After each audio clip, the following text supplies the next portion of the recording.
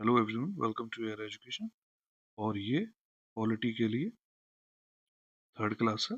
इससे पहले हम 2 क्लास कर चुके हैं।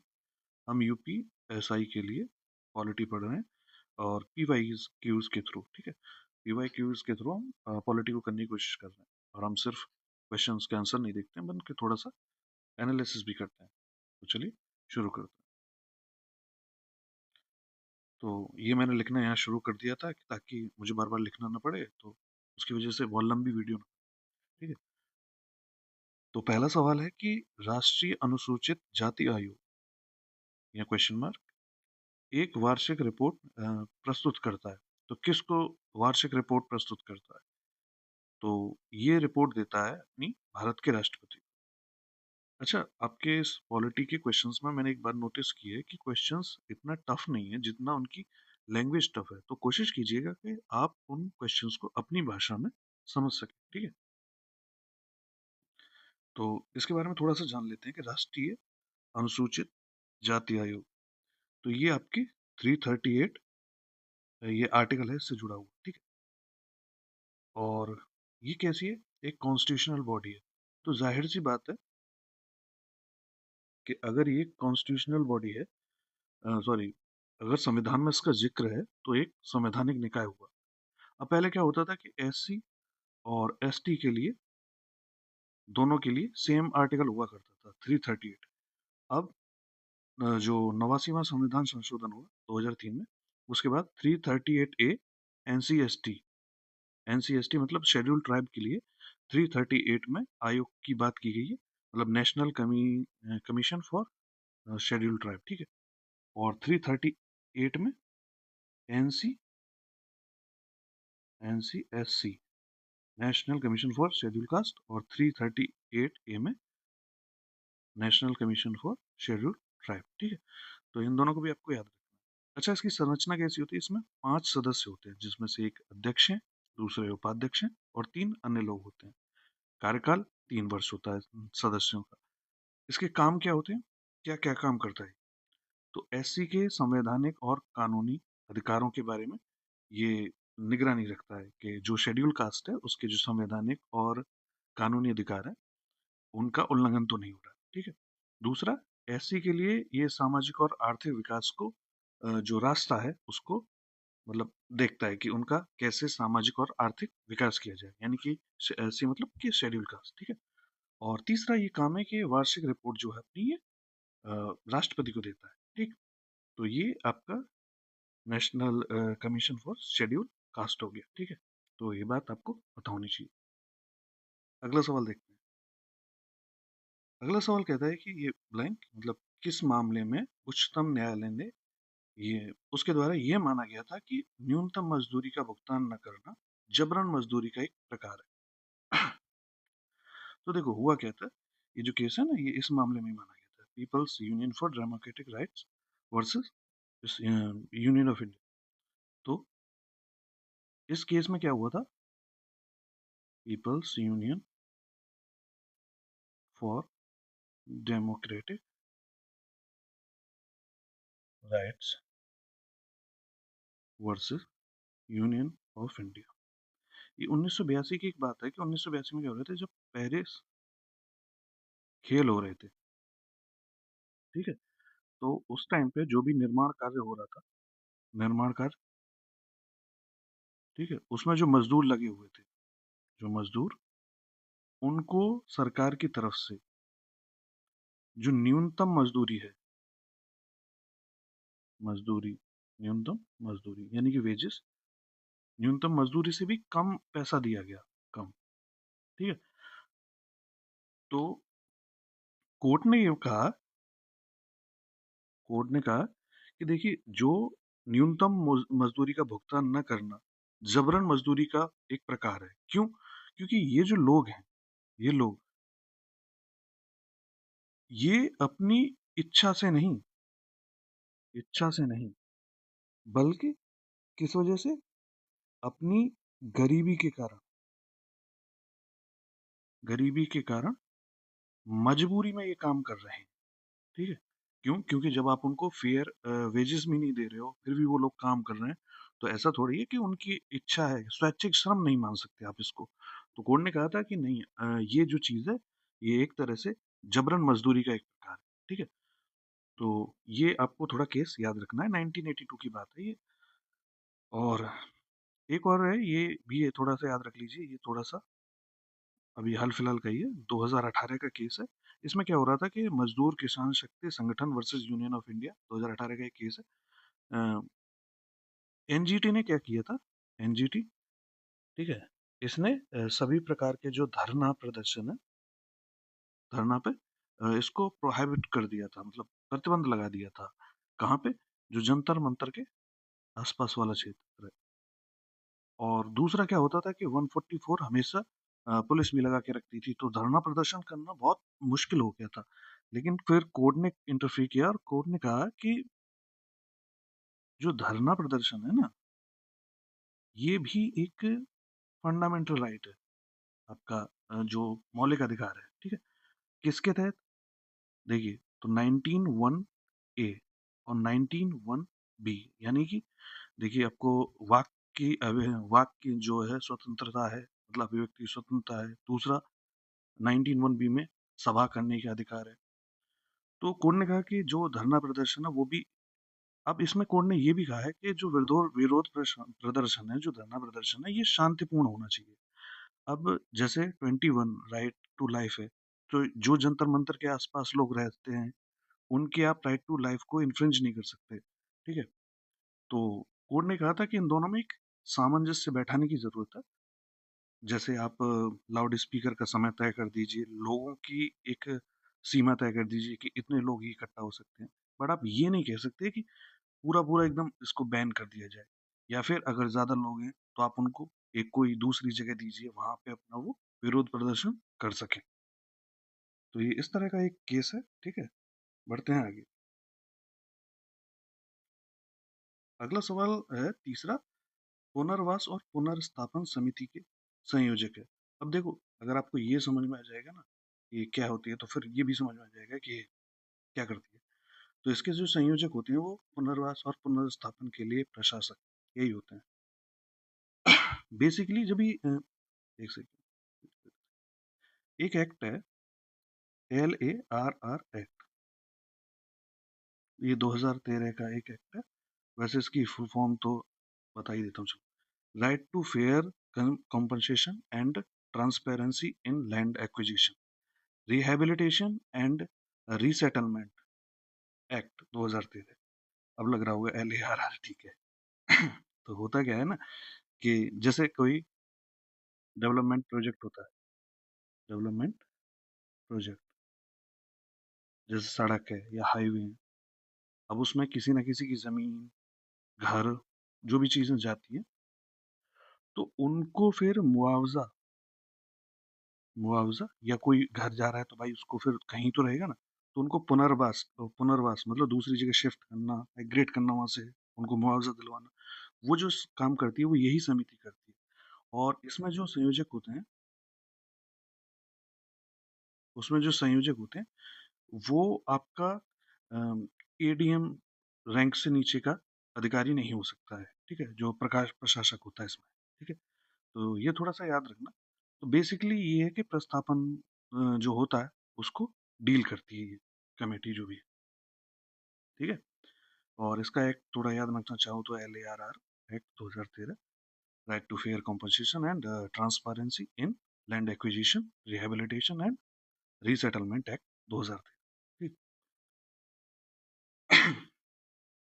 अगला सवाल है वर्तमान, तो वर्तमान में भारतीय संविधान के भाग 21 के तहत कितने राज्यों में विशेष प्रावधान है? तो देखिए, विशेष प्रावधान है भाग 21 में, ये वैसे 12 हैं इसमें, ठीक है? लेकिन जो भाग 21 है वो क्या कहता है कि अस्थाई संक्रमणकालीन और विशेष उपबंध दे रखे हैं, ये 371 ए इसी में आता है, ठीक है?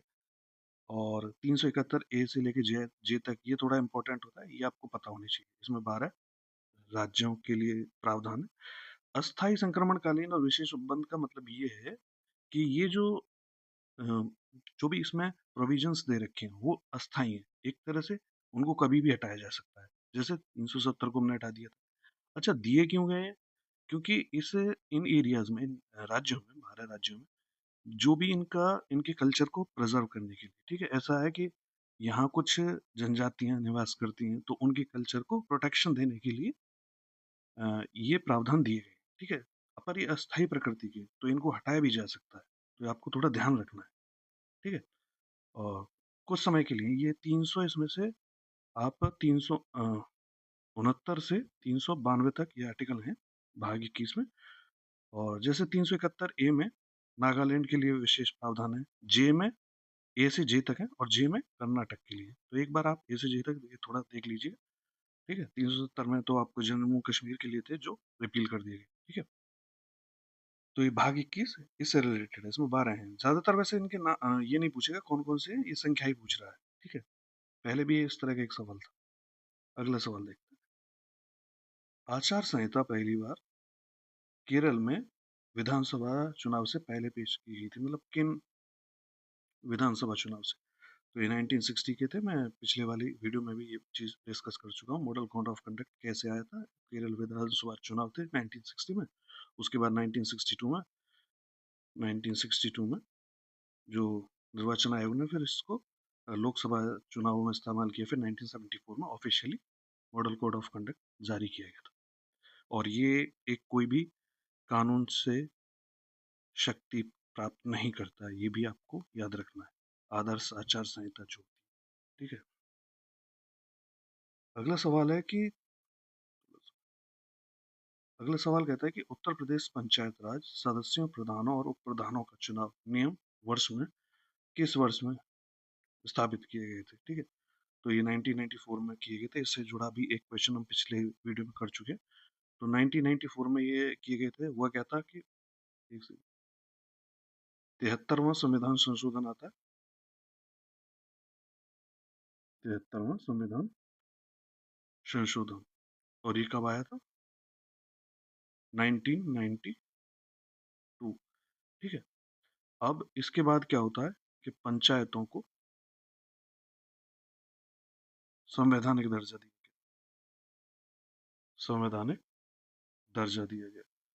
अब इसके अकॉर्डिंग इन्हीं जो उत्तर प्रदेश सरकार ने क्या किया, उत्तर प्रदेश सरकार ने जो इसका वो है, एक्ट है, ठीक है।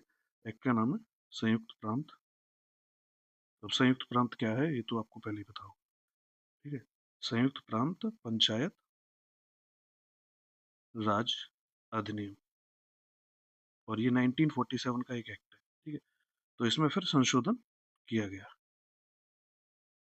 ठीक है, to comply with this amendment, ठीक है। तो ये थोड़ा आपको याद रखना है। तो ये 1994 के हैं। और जैसे इसमें इन लोगों से रिलेटेड प्रोविजंस हैं कि इनकी क्या, कैसे कैसे होंगे ये सब चुनावों से, पंचायत से रिलेटेड प्रोविजंस हैं, ठीक।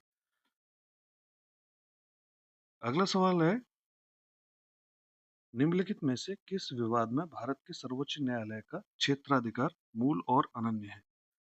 अब मैं ये बता दूंगा कि ये वाला है, लेकिन तुमको ये नहीं पता होगा क्षेत्राधिकार मूल और अनन्य का मतलब क्या है।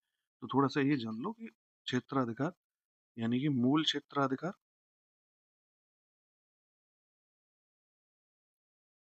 प्लस अनन्य का क्या मतलब है, ठीक है। तो मूल क्षेत्राधिकार का मतलब ये होता है कि जैसे सर्वोच्च न्यायालय के बारे में बात कर रहे हैं, तो सुप्रीम कोर्ट आप सीधा जा सकते हैं बिना किसी, मतलब जिन उन वाद के बारे में बात करता है, उन केसेस के बारे में बात करता है जिनको कोर्ट, सुप्रीम कोर्ट सीधा सुन सकता है, ठीक है, बिना ऐसे वो सीढ़ियाँ चढ़े, ठीक है। और जैसे अब इसमें कौन कौन से आते हैं, जैसे कि रिट है। रिट से जब आपके मूल अधिकार का उल्लंघन होता है तो आप सीधा सुप्रीम कोर्ट जा सकते हैं। रिट क्षेत्राधिकार आ गया आपका। एक होता है अंतरराज्यीय, ठीक है। अब बात क्या है कि रिट के लिए आप हाई कोर्ट भी जा सकते हो। तो ये अनन्य नहीं हुआ। अनन्य का मतलब ये है कि जिसके लिए आप कहीं और नहीं जा सकते। आपको सिंपली एक तो मूल क्षेत्राधिकार हो इसका, सीधा कोर्ट ही जाना पड़ेगा, सुप्रीम कोर्ट ही जाना पड़ेगा, ठीक है। और अंतर्राज्य के लिए भी आप एक ट्राइब्यूनल बना रखा है, वहां जा सकते हो। लेकिन ये जो है ना, तो इसमें ये चीज आती है कि अगर भारत सरकार यानी कि केंद्र वर्सेस स्टेट्स हो, कोई पहले स्टेट हो, ठीक है, या भारत सरकार यानी कि केंद्र प्लस कोई स्टेट वर्सेस कोई स्टेट हो, या स्टेट वर्सेस स्टेट हो, इस तरह की कोई कंडीशन होती है, तो उसके लिए आप सिर्फ सुप्रीम कोर्ट जाएंगे, क्योंकि ये सुप्रीम कोर्ट का मूल क्षेत्राधिकार है और अनन्य क्षेत्राधिकार, ठीक है। तो आई होप ये चीज क्लियर हो। तो भारत सरकार में या केंद्र और राज्य के बीच अगर कोई विवाद होता है, तो उसके लिए आप सीधा सुप्रीम कोर्ट जाएंगे, मतलब राज्य जाएंगे, आप नहीं जाएंगे। अगला सवाल है, अंतरराष्ट्रीय सौर गठबंधन का मुख्यालय कहाँ है? देखो, इस तरह के क्वेश्चंस पूछे जाते रहते हैं। अब ये पॉलिटी का ही हिस्सा है एक तरह से। वैसे तो ये इंटरनेशनल इंस्टीट्यूट में आते हैं और नेशनल इंस्टीट्यूट में आते हैं, पर इन इंस्टीट्यूशन को पढ़ने के लिए फिर आप स्पेशली कोई सब्जेक्ट नहीं पढ़ते हो, तो मैंने सोचा है अगर है इसमें तो बता देता हूँ। तो अंतरराष्ट्रीय सौर गठबंधन यानी कि आईएसए की इसका फॉर्मेशन हुआ था 2015 में, 30 नवंबर को। कहाँ पे? COP 21 में, कॉन्फ्रेंस ऑफ पार्टीज 21, पेरिस। और इसमें हमारे साथ साथ यानी कि अच्छा, ये इंडिया का initiative, India plus France, France ने हमको सपोर्ट किया। इसके मेंबर कंट्रीज जो हैं, उनके जो नंबर्स है वो आप एग्जाम से पहले एक बार देख लेना, क्योंकि अगर मैं बता भी दूं, पता चले कि बाद में कुछ कोई और आ गया तो फिर दिक्कत हो सकती है। अच्छा, पहले कंट्रीज में क्या हुआ था कि कर्क रेखा और मकर रेखा के ही बीच के लोग थे, मतलब देश थे। अब उसको बढ़ा दिया गया इस दायरे को अब, ठीक है।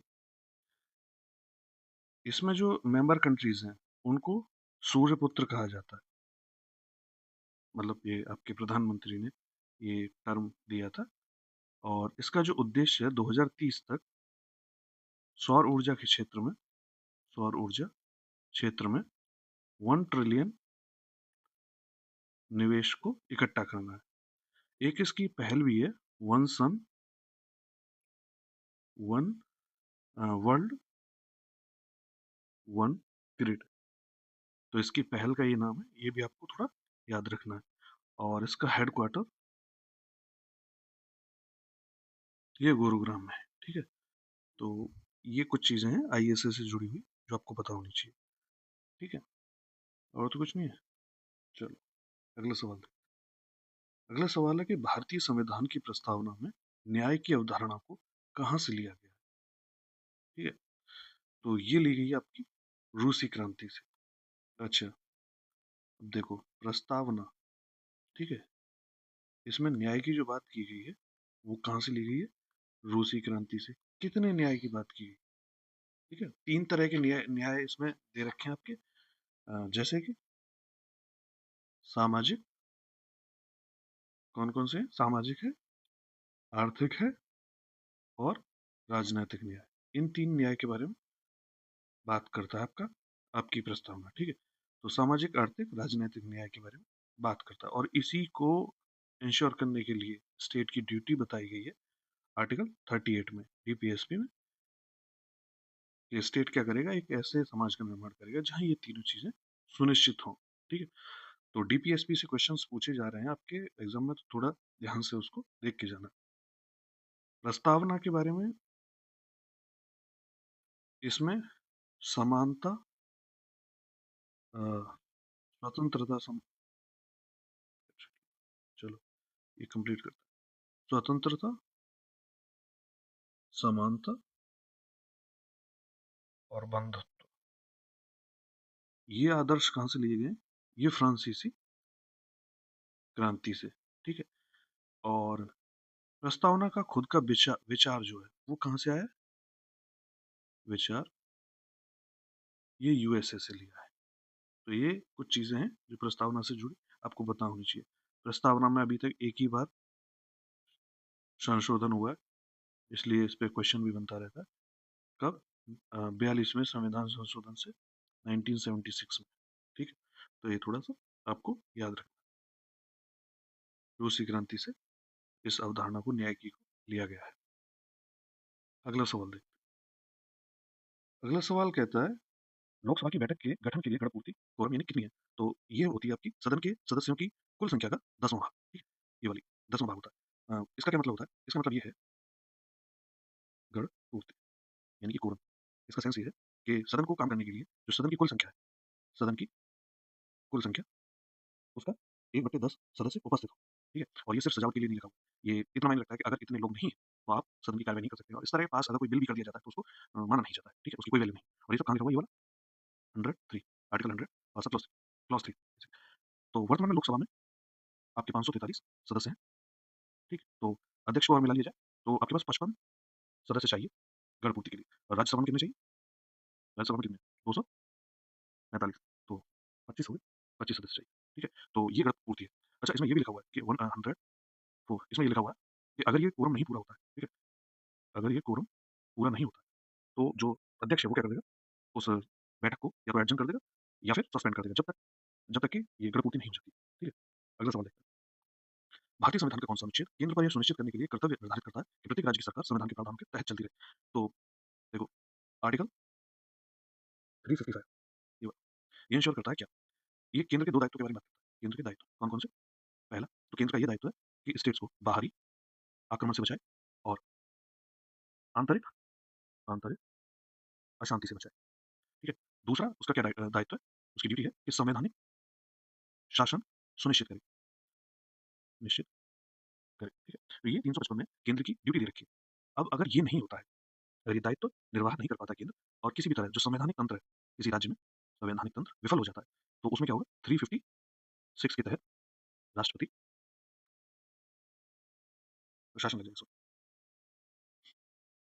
अगला सवाल है, वन्यजीव संरक्षण अधिनियम 1972 के तहत राष्ट्रीय वन्यजीव बोर्ड के अध्यक्ष कौन होते हैं? तो ये प्राइम मिनिस्टर होते हैं। अच्छा, इस सवाल से ये जो एक्ट है, इससे जुड़ी कुछ बातें और देख लेते हैं। जैसे कि इसमें 6 अनुसूचियाँ हुआ करती थी, अब 4 है। ठीक है? आपके एग्ज़ाम के 2021 वाले एग्ज़ाम की बात ही चेंज हुआ है, इसलिए थोड़ा-सा बता दूँ। 6 अनुसूचियाँ हुआ करती थी, अब 4 है। धारा 2(1) में पशु की परिभाषा है। धारा 9 ये वन्यजीव शिकार को प्रतिबंधित करती है। ठीक है?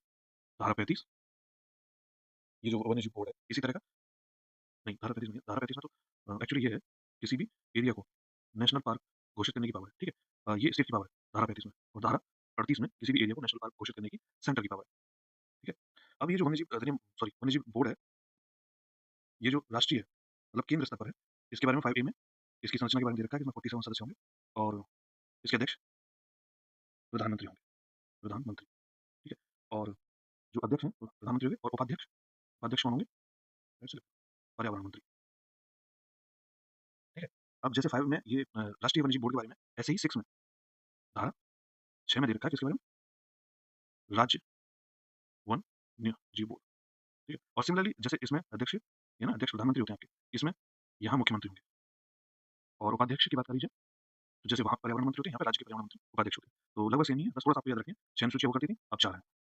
6 अनुसूचियाँ हुआ करती थी, अब 4 हैं। ठीक है? धारा 2(1) पशु की परिभाषा के बारे में, धारा 9 वन्यजीव शिकार को प्रतिबंधित करती है, धारा 35 नेशनल पार्क घोषित करने की पावर है स्टेट की, धारा 38 नेशनल पार्क घोषित करने की पावर है किसकी? सेंटर की। तो ये चीज़ आपको थोड़ी-सी याद रखनी है। चलिए बढ़ते हैं अगले सवाल की तरफ। अगला सवाल कहता है कि 13वां वह शक्ति जिसके द्वारा सर्वोच्च न्यायालय किसी भी व्यक्ति द्वारा संबोधित किसी भी पत्र को रिट में परिवर्तित कर सकता है और मामले की सुनवाई कर सकता है, उसे कहते हैं। तो ये किस तरह का अधिकार क्षेत्र कहा जाता है? तो ये पत्रात्मक अधिकार क्षेत्र कहा जाता है। ठीक है? अब इसमें कुछ ज़्यादा है नहीं है। बेसिकली ये पीआईएल का ही विस्तृत रूप है। ठीक है? इसमें किसी आपको कोई ऑफिशियल जैसे डॉक्यूमेंट या वकील वगैरह की जरूरत नहीं, बस सीधा-सीधा इसको पीआईएल की तरह ट्रीट किया जाता है। अच्छा, पीआईएल की बात है, तो पहला जो केस था, शायद मैंने पिछली वीडियो में बताया, पीआईएल के बारे में तो बता दिया था, पहले केस के बारे में नहीं बताया। तो ये पहला केस जो था, उसनारा खातून वर्सेस बिहार स्टेट था और ये 1979 का केस है। तो ये थोड़ा याद रखिएगा क्योंकि आपके पेपर में पीएल से जुड़े क्वेश्चन पूछे गए हैं।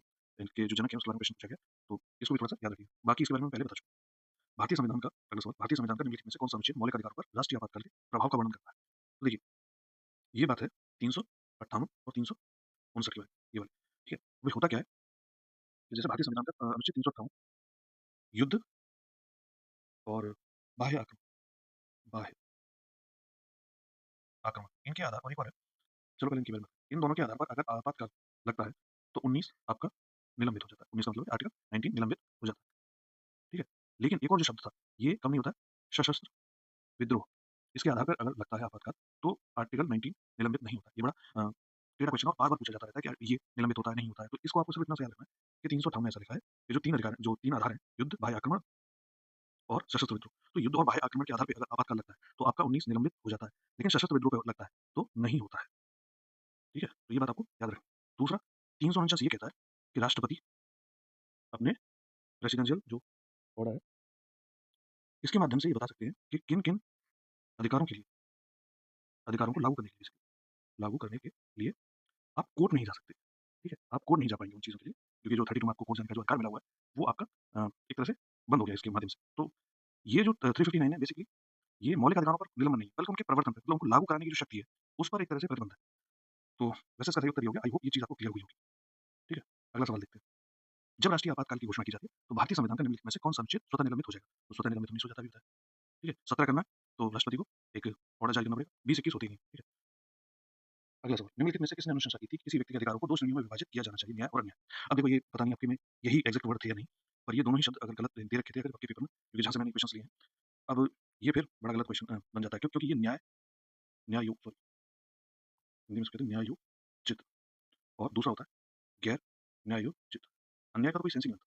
तो जी, ये बताइए बीएन राव वो व्यक्ति थे जिन्होंने इस तरह के 2 अधिकारों की बात की। 2 अधिकारों का बात ये है कि न्यायोचित और गैर न्यायोचित का मतलब ये है कि इन वाले जो आपके राइट्स हैं, ये जो अधिकार हैं, इनके प्रवर्तन के लिए, इनको लागू कराने के लिए आप कोर्ट जा सकते हो। जैसे कि फंडामेंटल राइट्स आपके मौलिक अधिकार जो गैर न्यायोचित अधिकार वो हैं जो डीपीएस में है, मतलब जो स्टेट की हैसियत पर डिपेंड करते हैं, ठीक है?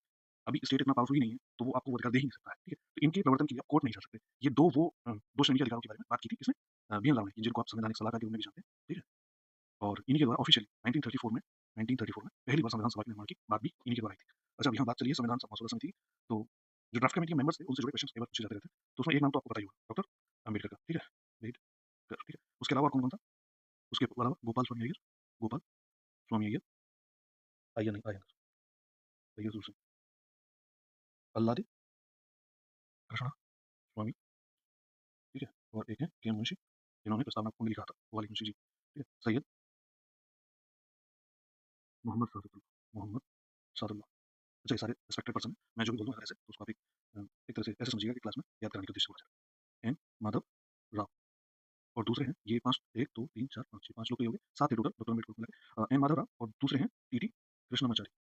ये बाद में आए थे, ठीक है? तो इनको थोड़ा आप अलग से लिखिएगा। क्यों? क्योंकि एन माधव राव आए थे बीएल मित्तल के स्थान पर, ठीक है? इन्होंने अपने स्वास्थ्य कारणों के चलते इस्तीफा दे दिया था और टीटी कृष्णमाचारी जब 1948 में जो डीपी खेतान है, इनकी डेथ हो गई थी, उनके स्थान पर टीटी कृष्णमाचारी आए थे। तो ये नाम आपसे पूछे जाते रहेंगे, तो इसको थोड़ा-सा ध्यान रखिए।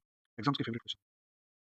अगला सवाल है कि भारतीय संविधान का कौन-सा अनुच्छेद प्रत्येक उच्च न्यायालय को अपने संबंधित क्षेत्रीय अधिकार क्षेत्र के भीतर सभी न्यायालय और न्यायाधिकरण, सैन्य न्यायालय या न्यायाधिकरणों को छोड़कर अधीक्षण की सत्ता प्रदान करता है। अधीक्षण का मतलब ये है कि मैनेजमेंट की, ठीक है?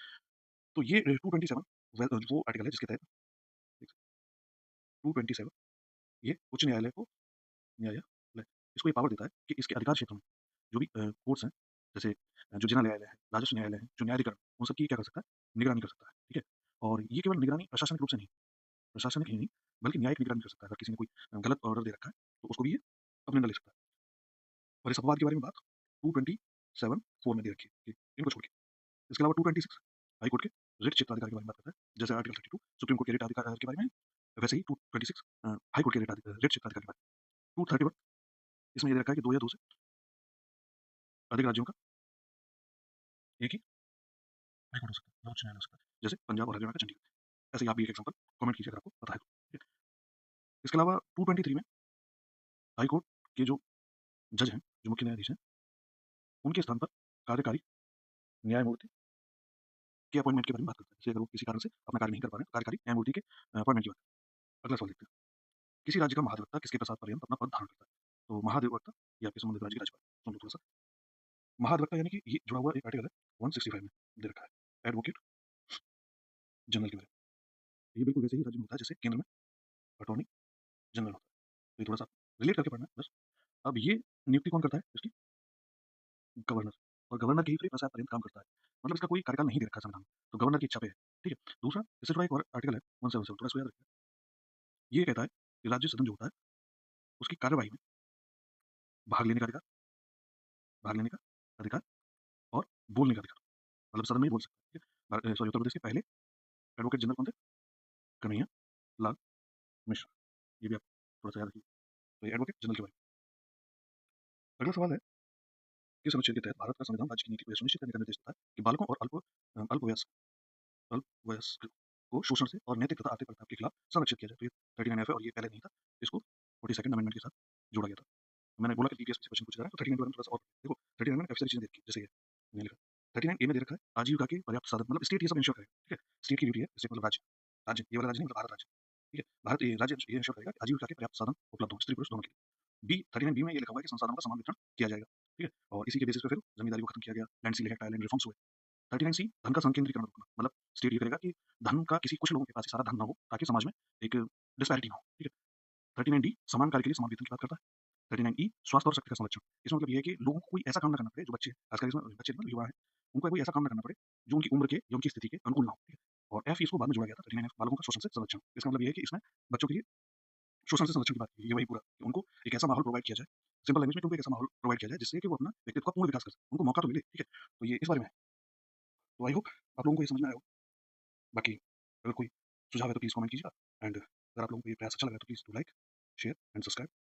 अगर कोई सुझाव है जो मुझे मुझे लगता है कि आपको लगता है कि मुझे करना चाहिए, जिससे कि आपकी क्लास और बेटर हो सके, प्लीज़ कमेंट कीजिए। Thanks for watching.